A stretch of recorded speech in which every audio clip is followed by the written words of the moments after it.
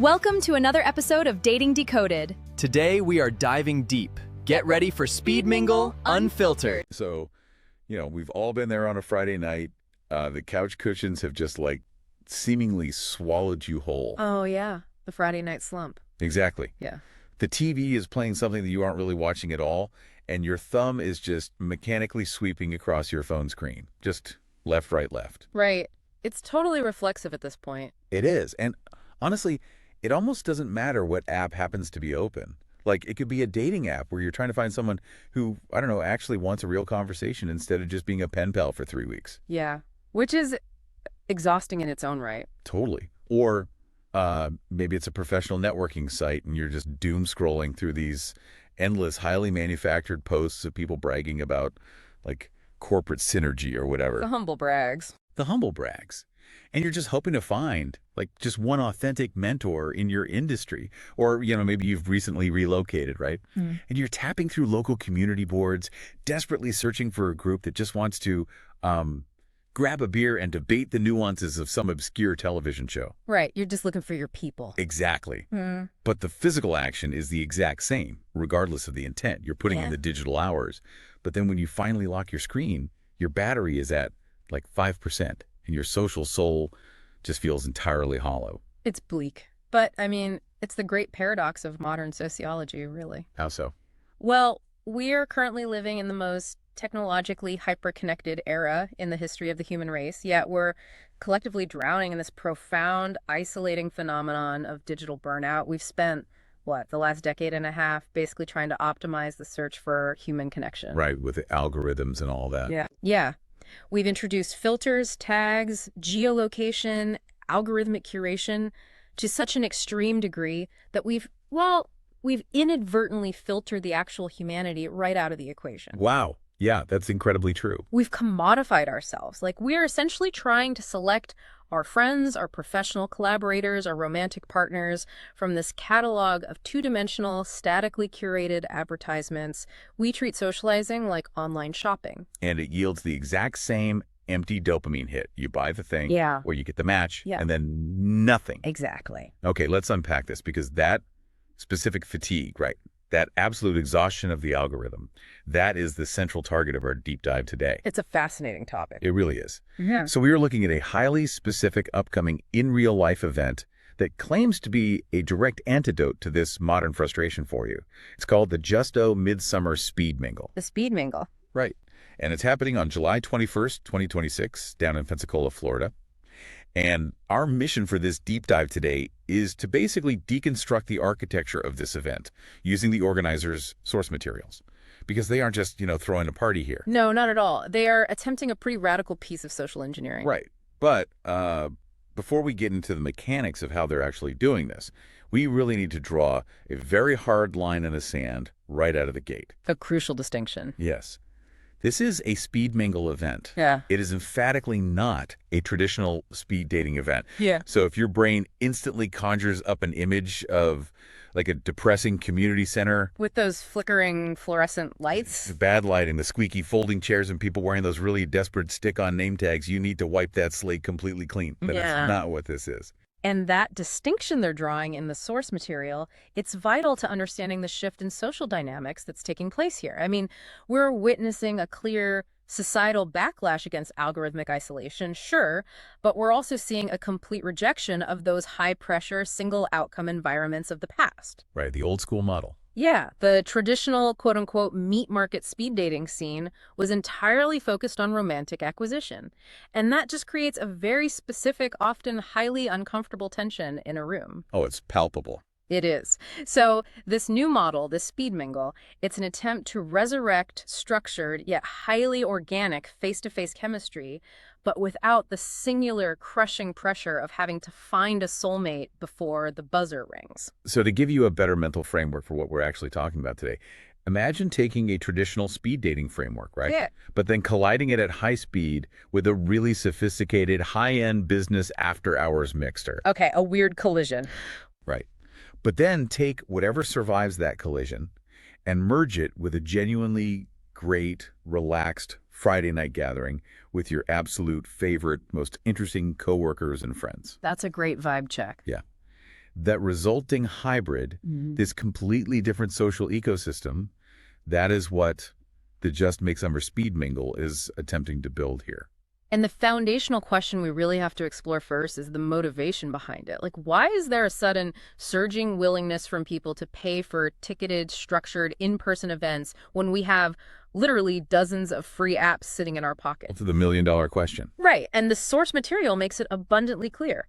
They're explicitly targeting that digital burnout we just talked about.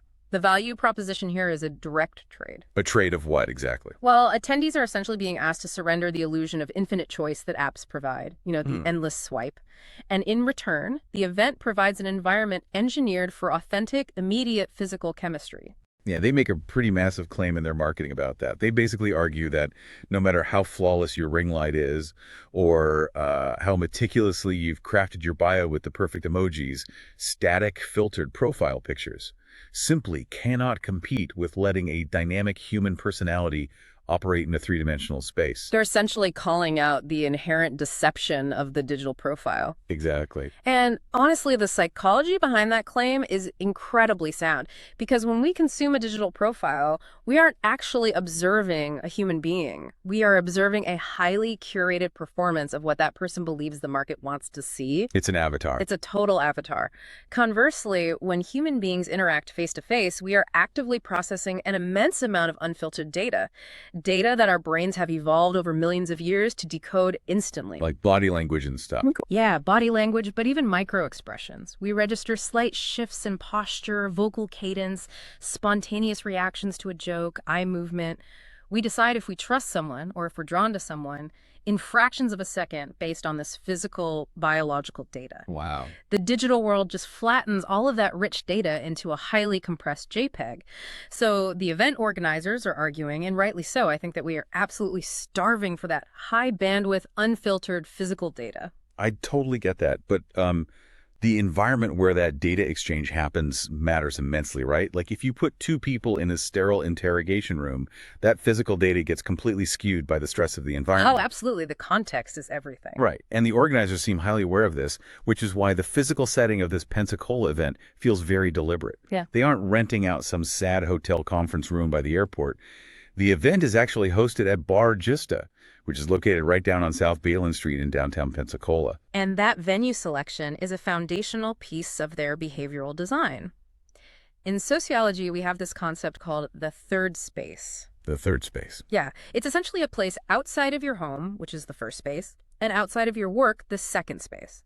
It's where informal, relaxed public life happens. Cafes, pubs, community centers. Okay, I see. So by anchoring the event at Bar JustA, they're utilizing a third space that already signals leisure, sophistication, and organic socializing to the human brain.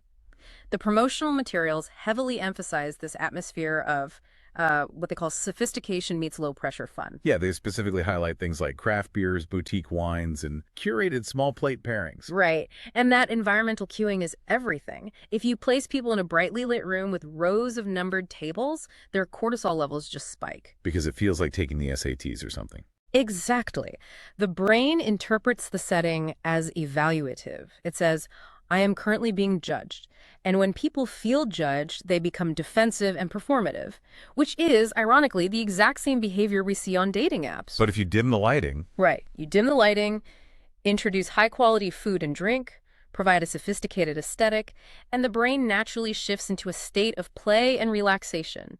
It elevates the entire psychological baseline of the room before anyone even speaks a single word. Okay, I hear you. I get the theory behind the dim lighting and the boutique wine, but I have to push back a little on the core premise here. Okay, let's hear it. We established that people are suffering from digital burnout because the sheer volume of interaction is exhausting, right? Yes. But isn't walking into a busy, noisy downtown bar that is filled with absolute strangers just as exhausting, if not more so? Like, I mean, for a massive portion of the population, trading the quiet isolation of scrolling in your sweatpants on the couch for the overwhelming sensory input of a room full of strangers sounds like jumping from the frying pan straight into the fire. Oh, it sounds terrifying for a lot of people. Right. It sounds like a fast track to social panic. And that friction you're talking about, that is exactly why traditional, unstructured social mixers have such a high failure rate. Yeah? Think about the classic networking event or a local singles mixer. It requires immense emotional labor just to participate. You walk in, the room is already fragmented into these tight, closed circles of people who seemingly all know each other. Which is the worst feeling. It's awful. And then you are burdened with the terrifying task of physically breaking into a group and introducing yourself. It requires a level of extroversion that most people simply do not possess, especially after, a long 40-hour work week. Yeah, I'd rather just go home. Right. And the organizers of the Speed Mingle understand that just throwing a bunch of strangers in a room together doesn't cure burnout, it causes it. So the solution they've engineered is intense underlying structure. They remove the emotional labor of initiation entirely. Okay, but how exactly do they pull that off without it feeling rigid? Because if unstructured is terrifying, hyperstructured can feel like a really bad corporate team building exercise, which is, its own kind of nightmare. The trust fall. Yeah, no thank you. But according to the source material, they accomplish this balance through what they call structured mini connections, which are these strictly timed conversational blocks lasting exactly 10 to 15 minutes. And the duration of those blocks is a really crucial variable for us to analyze here. We really have to contrast a 15-minute window with the historical standard of speed dating, which typically relies on 3-minute rotations. 3 minutes is nothing. 3 minutes is a cognitive disaster. It forces people into a frantic elevator pitch. There is literally zero time to establish a narrative rhythm or to follow a natural conversational tangent. You are just forced to rapidly regurgitate biographical bullet points. Hi, I'm an accountant. I like dogs. I enjoy hiking. Please like me. It's just a frantic data dump. You leave the table knowing their zip code, but you have no earthly idea if they're actually funny or kind or interesting. Exactly. But expanding that window to 10 or 15 minutes, that fundamentally changes the conversational arc. How so? Well, it allows time for the initial awkward pleasantries to actually subside. It provides a runway for a topic to naturally develop, for a joke to land, and for a real natural back and forth rhythm to establish itself. You can actually assess conversational compatibility rather than just cross-referencing biographical facts. But a 15-minute block is a double-edged sword, right? I mean, think about it. If you sit down and instantly realize within 30 seconds that you have absolutely nothing in common with the person across from you, 15 minutes can feel like an eternity in hell. Right, it's brutal. If the conversation stalls out at the 2-minute mark, the silence becomes physically painful. But it seems the organizers clearly anticipated this dread, which is why they introduce a mechanism to bridge that gap. They use a proprietary icebreaker called 52+2, the card game. What's fascinating here is how implementing a physical card game as a conversational anchor is just a masterful stroke of social lubrication. It acts as a complete anxiety sink. And the explicit goal of these cards, according to the deep dive materials, is to completely eradicate the single worst default question in modern society, which is, of course, so what do you do for work? The ultimate conversational killer. Right. We fall back on that question because it's safe, but it instantly forces people to define themselves entirely by their economic output. It turns a potential friendship or romance into a dry LinkedIn exchange. Instead, the 52+2 cards provide these engineered prompts designed to trigger fun, meaningful, and hilarious talking points. They bypass the resume and go straight for the authentic personality. Yeah, and if we look at the game theory and psychology at play here, externalizing the conversation starter onto a literal deck of cards completely neutralizes the fear of rejection. Like, it takes the blame off of you. Exactly. Consider the immense pressure of approaching a stranger. You, as the individual, are solely responsible for generating a topic that is clever, engaging, and not overly intrusive. The cognitive load of that is staggering. Oh, yeah, you're just sitting there sweating, running through a mental checklist. Do I mention the traffic? Is it weird to ask about the wine they're drinking? Did I already talk about the weather? But the moment you place a deck of cards on the table between two people, you completely diffuse that pressure. The object itself becomes the focal point. The card acts as a scapegoat. Right. If a question is bizarre or highly philosophical, you don't look weird for asking it. You can both just laugh at the absurdity of the card. You bond over a shared task of answering it. That's brilliant. Conversely, if a card asks a deeply thought-provoking question that triggers a brilliant 15-minute debate about a core passion, well, the game facilitated that depth. It completely removes the friction of initiating vulnerability. It's the difference between staring at a terrifyingly blank page and editing a rough draft. The card basically hands you the rough draft of a conversation so you can immediately start playing with it. I mean, think about the sheer volume of time wasted in the first hour of a standard first date. So much time. You spend 45 minutes hacking your way through this dense jungle of superficial biography, like where you grew up, your daily commute, your college major, just to reach the clearing where you finally find out if you actually enjoy their sense of humor. This card game, combined with the 15-minute time lock, it's designed to parachute you directly into that clearing. It's an accelerant for intimacy, and we must define intimacy broadly here, right? Okay, yeah? It's not strictly romantic intimacy, it's the intimacy of understanding another human's cognitive framework. Oh, I like that phrasing. When you bypass the economic questions and instead answer a prompt about, say, an incredibly unpopular opinion you hold about a beloved movie, you are instantly transmitting data about your value system, your contrarianism, your humor, and your willingness to play. That is the exact data set required to determine genuine compatibility. That is so true. But that brings up a really fascinating structural hurdle, though. Let's say the system works flawlessly. You sit down, the 52 plus 2 card sparks an amazing conversation. The 15 minutes just fly by, and you realize, wow, I really like this person. A success. Yes, but how do you like them? Because at a traditional mixer, this is exactly where the hidden agendas wildly clash. Maybe you think they'd be an amazing co-founder for your new startup, but they think you are aggressively flirting with them. The classic misread. Right. The misaligned intentions can completely ruin a great connection. And this is where the JustA Midsummer event radically pivots away from its predecessors and fully embraces the multi-track speed mingle concept. Yeah, the organizers have addressed this hidden agenda problem by bringing all the subtext into the plain text. The event operates on a principle they call "you call the shots." Which means? It grants attendees pure chemistry control. Following every 15-minute rotation, the individual gets to decide entirely how they want to categorize that specific connection for the future. Okay, so they've built 4 highly specific pathways, or what they term deal-breaker categories, to facilitate this. Let's break down the mechanics of these 4 pillars. The first one is networking, which they subtitle professional assent. And this pathway acknowledges a reality of adult life. Ambition is a massive driver of social interaction we want to advance. Absolutely. It provides a formal avenue for attendees to seek out mentorship, pitch collaborative projects, or exchange high-level industry insights. But critically, because this professional connection is forged after playing the 52 plus 2 card game in a dim, relaxed bar, it entirely sidesteps the transactional, sterile feeling of a daytime corporate conference. Right, you've connected as human beings first and professionals second. That is huge.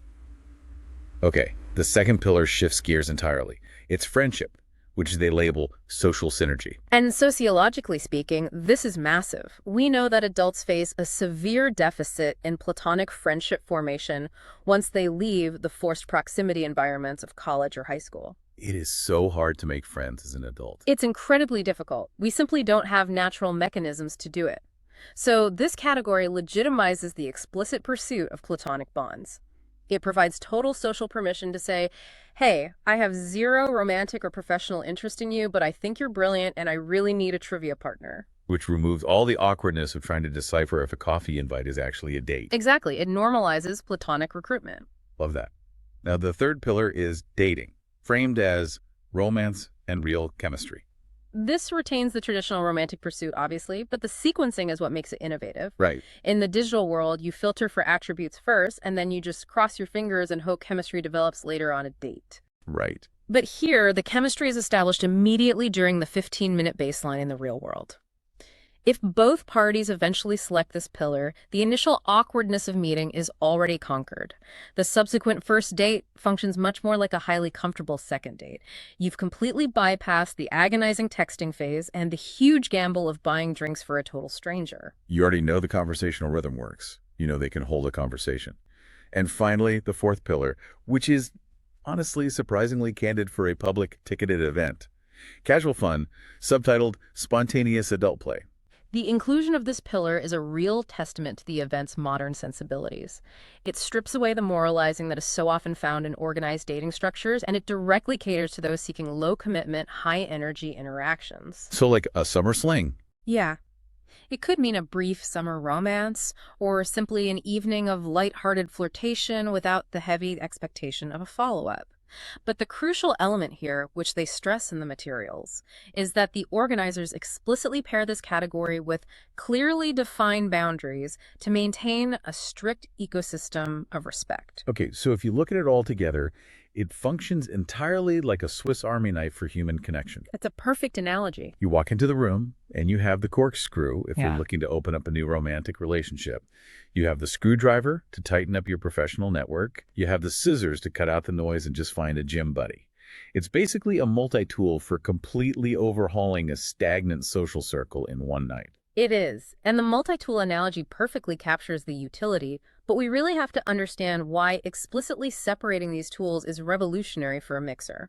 Have you ever heard of the lemons problem in economics? Like buying a bad used car. Exactly. It describes a market where the seller knows more than the buyer, leading to a degradation of quality for everyone. Well, traditional mixers suffer from a social lemons problem. Oh, interesting. People arrive with highly asymmetric information regarding their intentions. The person earnestly looking for a spouse resents the person who is just looking for a quick hookup. The person looking for a serious business investor is deeply annoyed by the person who just wants a casual drinking buddy. Because everyone is essentially speaking different language. By explicitly defining these four pillars, the event neutralizes that asymmetric information. You only connect with people seeking the same outcome. But hold on, wait. Setting up 4 entirely different social tracks under one roof sounds incredibly chaotic in practice. Right. Like, if I am paying for a ticket and my singular goal for the evening is to find a senior executive to mentor me in my career, meaning I am exclusively operating in the networking pillar, how do the organizers prevent me from spending my entire 2 hours being rotated into conversations with people who are exclusively looking for a casual summer romance? That's a huge logistical risk. Right. If our agendas are totally misaligned from the start, a 15-minute conversation isn't a connection. It's a hostage situation. How do they prevent that collision of intents? That potential for total chaos is exactly why this event cannot rely on random physical rotation.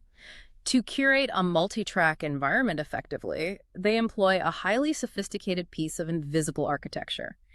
Because, despite marketing this as the ultimate in-real-life cure for digital algorithms, the entire evening is actually dictated by a massive proprietary matching algorithm running behind the scenes. Here's where it gets really interesting. This is the invisible hand guiding the room. Precisely. Long before an attendee steps foot inside bar, JustA, or even touches a playing card, they are interacting with the event's SmartSync web app. Okay. The registration process requires the attendee to declare their intent up front by selecting their primary deal-breaker categories. But, as you pointed out, intent isn't enough to sustain a 15-minute conversation. The system requires granular data. What kind of data? Attendees must map out their personal landscape by selecting from a really broad yet distinct matrix of interests. Yeah, and looking at the source material, they aren't just asking a basic, do you like movies question. The interest matrix covers huge, broad lifestyle indicators. It ranges from outdoor adventure and sports to arts, culture, and creative outlets. It gauges your interest in food and drink, health and lifestyle, intellectual stimulation, and gaming. They are basically building a comprehensive lifestyle profile of every person. So the attendee feeds the SmartSync algorithm 2 vital data sets. What do I want out of this connection, and how do I spend my free time? Right. The algorithm then acts as this hyper-intelligent social sommelier. It cross-references these variables against the entire pool of registered attendees, calculating compatibility percentages in real time. It doesn't just look for exact one-to-one matches, it looks for overlapping nodes of interest that align with compatible connection pillars. So by the time the doors actually open on July 21st, the algorithm has already mathematically optimized the physical rotation schedule for every single person in the room. That is wild. The instructions for the attendees are literally just to sit back. The software dictates all the physical movement throughout the night. The profound irony of this system cannot be overstated. I mean, we are looking at an event whose entire marketing premise is escape the algorithm, yet it relies entirely on a massive algorithm to even function. It's totally paradoxical. It is, but there is a distinct difference in application here. The algorithms of social media are designed for infinite retention. They want to keep you glued to the screen forever.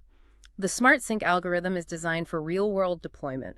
It handles the brutal, exhausting calculus of compatibility pre-event so that the physical space is entirely cleared for organic, high-probability chemistry. I see. It's essentially the ultimate respect for the attendees' time. Because in modern life, let's be honest, free time is our absolute most scarce resource. Without a doubt. If someone is sacrificing a beautiful summer Friday evening to attend this, the fear of a wasted night is incredibly high. This algorithmic curation mitigates that risk entirely. If you are a hardcore introvert looking for someone to debate literature with, the math ensures you won't be tracked for 15 minutes with a high-energy partier looking for a casual hookup. It takes the sheer exhausting randomness of the real world and imposes this hidden benevolent order to it. It really represents an evolutionary leap in socializing. It basically cannibalizes the only truly usable aspect of dating apps, which is the ability to filter for baseline compatibility, and injects it directly into the tactile, sensory-rich environment of a physical bar.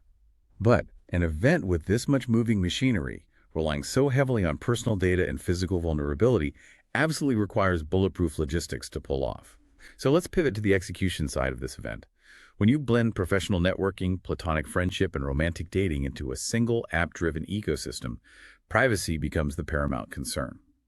How do they handle the actual exchange of personal information? The JustA Midsummer event employs a strict data containment policy, and it acts as a massive safeguard against the anxieties of those older speed dating models. Historically, the exchange of contact information was a severe friction point. Oh, it was the worst part. Right. You were forced to write your phone number on a physical card and trust some organizer not to lose it. Or worse, you had to endure the intense pressure of someone asking for your number directly to your face, which leads to awkward rejections or the panicked exchange of fake numbers. Yeah, the classic, let me give you the number to the local pizza place just so you walk away maneuver. We all know exactly how uncomfortable that standoff is. The SmartSync app completely digitizes and anonymizes that post-event connection. Inside the venue itself, zero personal contact information is exchanged. None. You operate purely on a first-name basis. I love that. When the event concludes, all mutual connection approvals and subsequent messaging are contained securely within the web app. The platform acts as a digital airlock.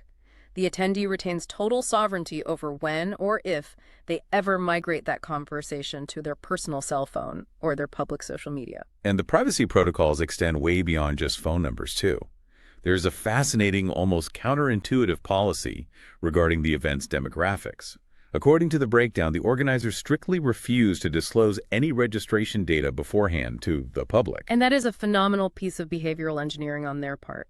The organizers state they will not release total headcounts, they will not provide age ranges, and they absolutely will not disclose the gender identities or racial demographics of the registered attendees, neither before the event nor after. Okay, I really have to challenge the logic there, though.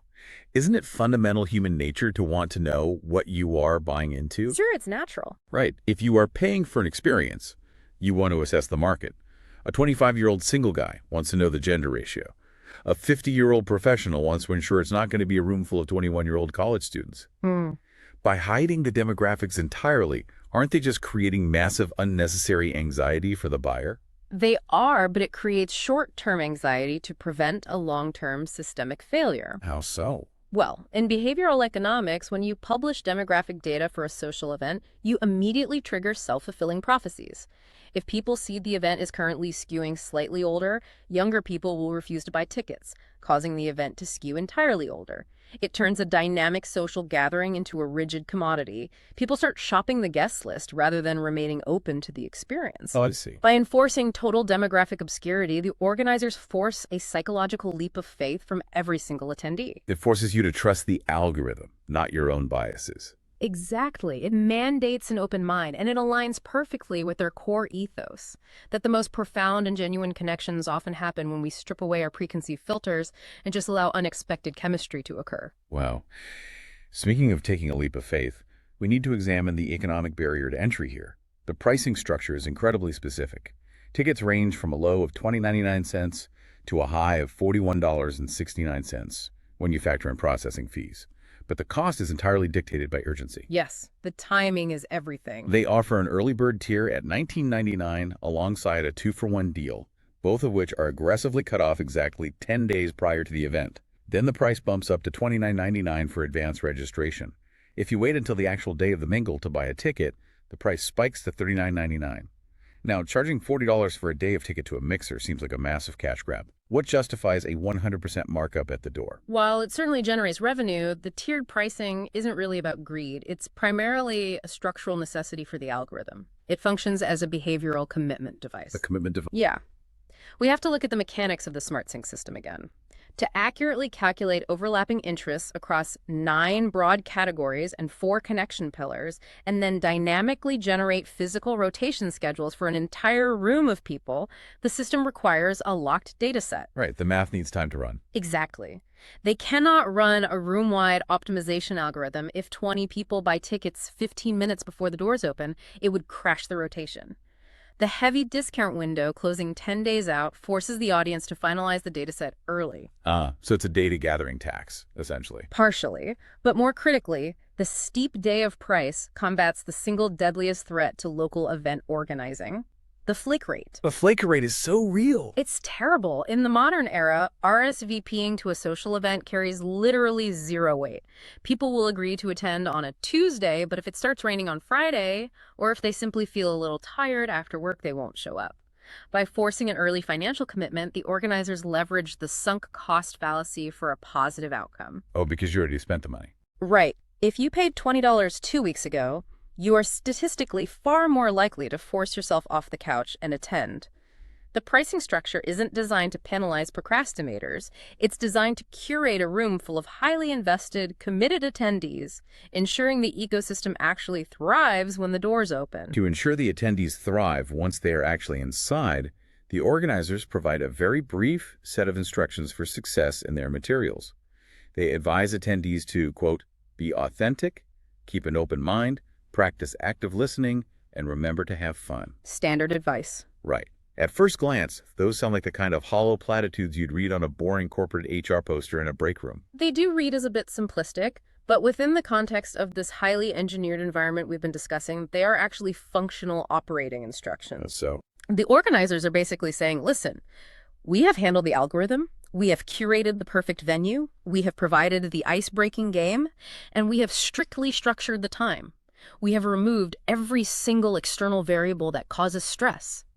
Your only remaining responsibility is to be present and authentic. that makes sense.